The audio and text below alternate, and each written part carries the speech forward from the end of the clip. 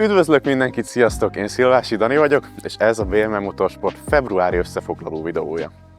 Annak ellenére, hogy a február az év legrövidebb hónapja, a maga 28 napjával, mégis rengeteg dolog történt a csapat életében, amiről most beszámolhatok nektek. Elsőként kezdtük a februárt egy csapatsieléssel, ami remek alkalmat adott arra, hogy kipihenjük a hosszú és feszített tempóját a tervezési időszaknak, és újult erővel láthassunk neki már a versenyautónk gyártásának. Ezt követően az egyetemi fél év kezdetével mi is elindítottunk valamit, nem mást, mint a féléves tagfelvételi időszakunkat, aminek szokásunkhoz híven az InfoEst volt a csúcspontja, de most az is különlegesre sikeredett, ugyanis egy műhelylátogatással is egybekötöttük.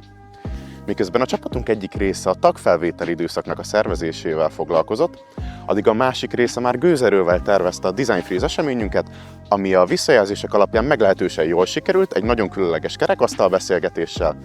Köszönjük, hogy eljöttetek, és reméljük mindenki nagyon jól érezte magát.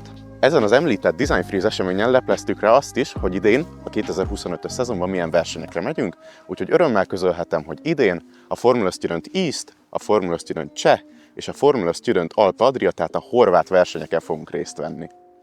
Természetesen ez a hónap sem csak a saját rendezvényeinkről szólt.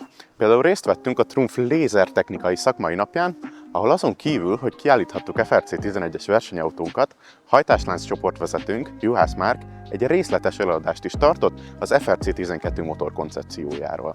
A hónap hátralévő részében már teljesen belástuk magunkat a gyártási folyamatokba, annak érdekében, hogy az előre kiszabott időtervet megtartva minél hamarabb elkészülhessen versenyautónk.